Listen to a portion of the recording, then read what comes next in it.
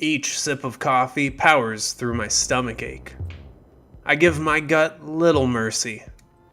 But this nagging nausea has me pacing. I'm too animated and other early morning patrons are staring. I don't want to draw concern, even from less folks than I got fingers. Nothing has set me off this time, but they don't know that. So I leave my usual placid watering hole. No goodbyes. They're just a quaint provider among a small downtown square. There's a shoe store I ignore. My boots have years gone and more years to go. That library across the way. They won't be stingy about letting me use their washroom. I'll deal with my nausea then and there. The early bright burning sun blinds me with yellows somehow after my eyes have adjusted. I don't have to walk very far. The street and its dangers surrounding me are so few that I pay them no mind. Halfway across the street and I'm taken by a head rush. Now I'm spinning, quite literally. I must look mad, a sick old man twirling blindly in the street.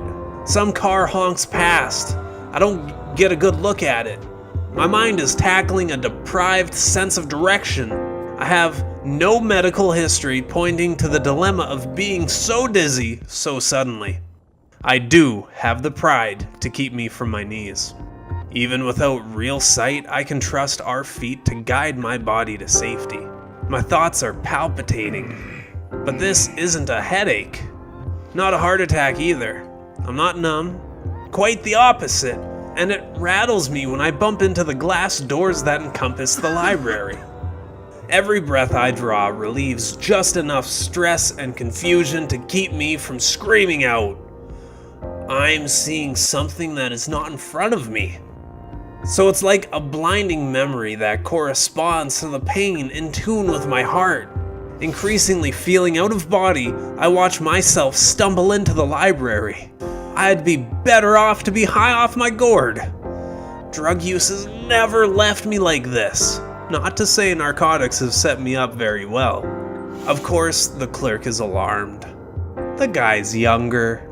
Another staff is separated by rows of books, but she's reading aloud. She's out of sight, although I can't really see.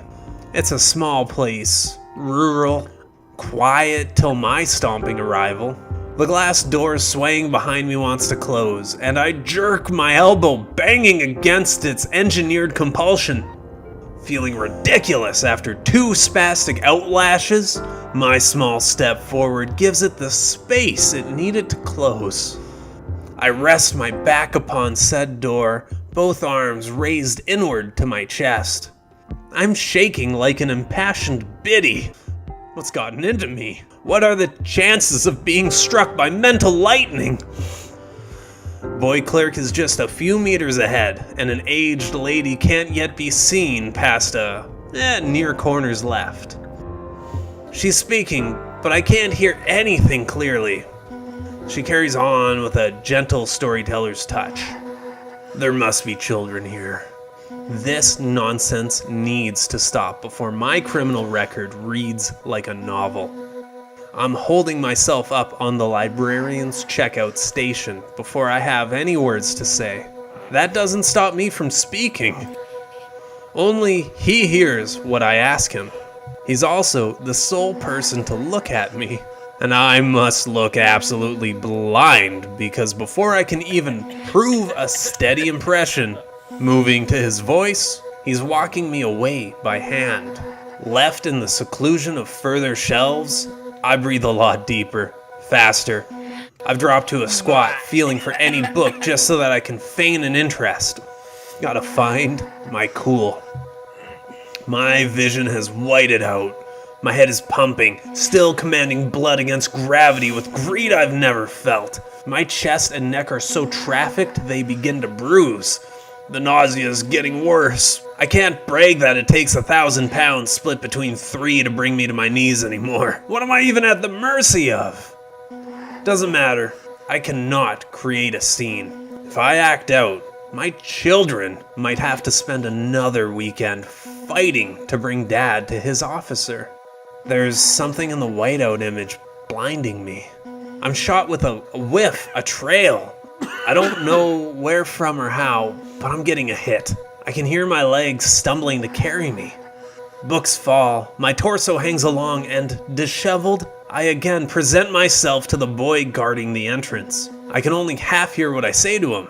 My motor mouth spits as it speaks. A blinding vision reigns while I vomit simultaneously, besting my rough, audibly gruff resistance.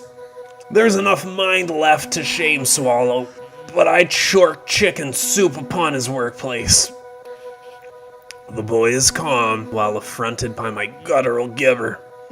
I want to leave, and thankfully my body and I stumble on, realigning at last. Almost. Just to look at me is to berate your eyes.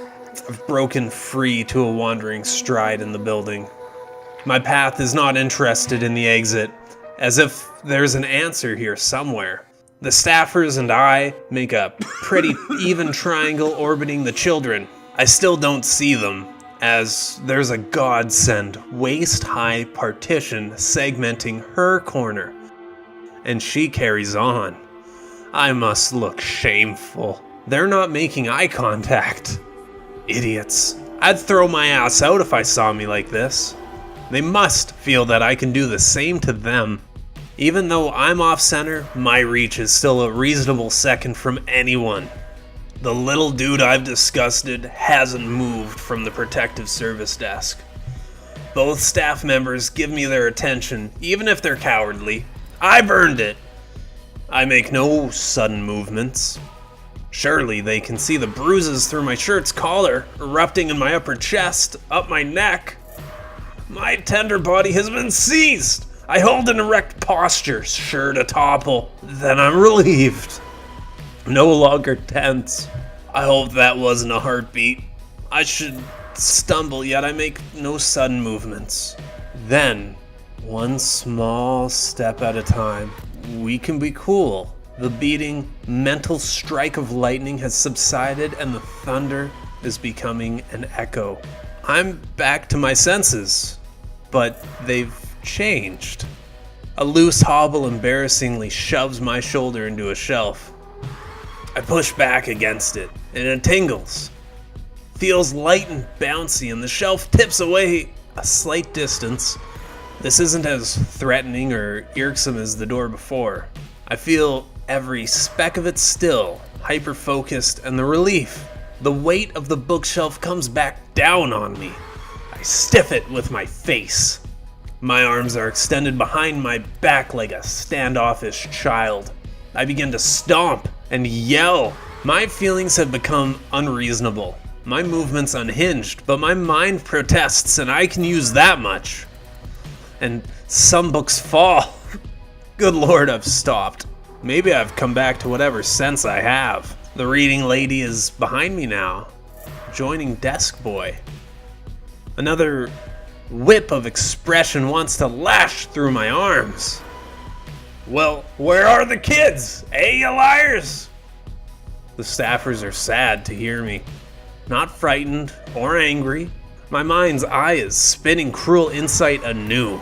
If there was a toddler's soul behind that partition, I know I could feel it. I'm disgusted by the inference of an innocent being anywhere near, and even without looking, there's a human comfort found in the falsehood. There is no one here but these staffers. We stand aware that even if they were outside, what was reasonable safety should be doubted. Please. My own words fall as if I'm sounding through a stranger's body. The lady steps forward. Looks like the boy doesn't protest. They want to reach out. Can I even step? I do, and it's to the door. There's just an image, a place, a path, a trail that I must follow. Walking to it lends more comfort than any breath I've ever had. The boy's voice breaks as he tries to approach me. It's beyond me how I've turned to face them. Although, back in my head, it's nice to get a brief sight from my own eyes. And eye to eye, I'm recognized as the monster I am. My skin begins to dry to a cracking dander, spore-like.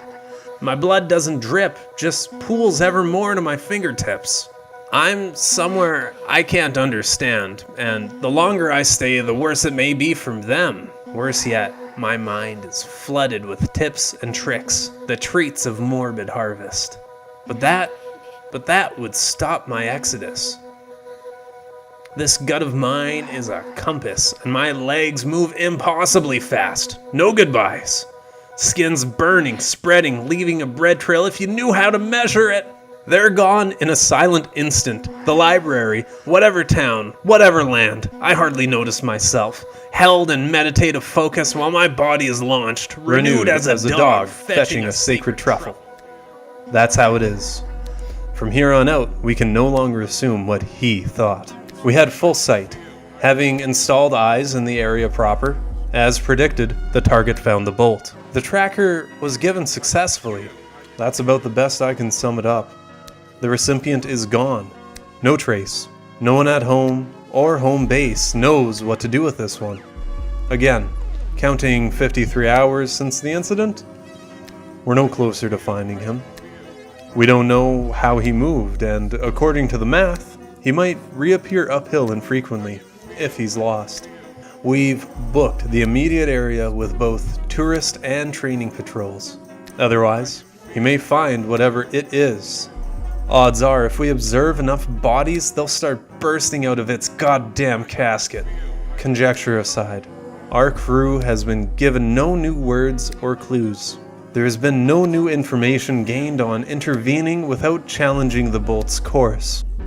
And that's my 400th strike on these terms. That's right, they didn't tell him. Before we hone in on the next scene, sir, how should we inform the public about this one?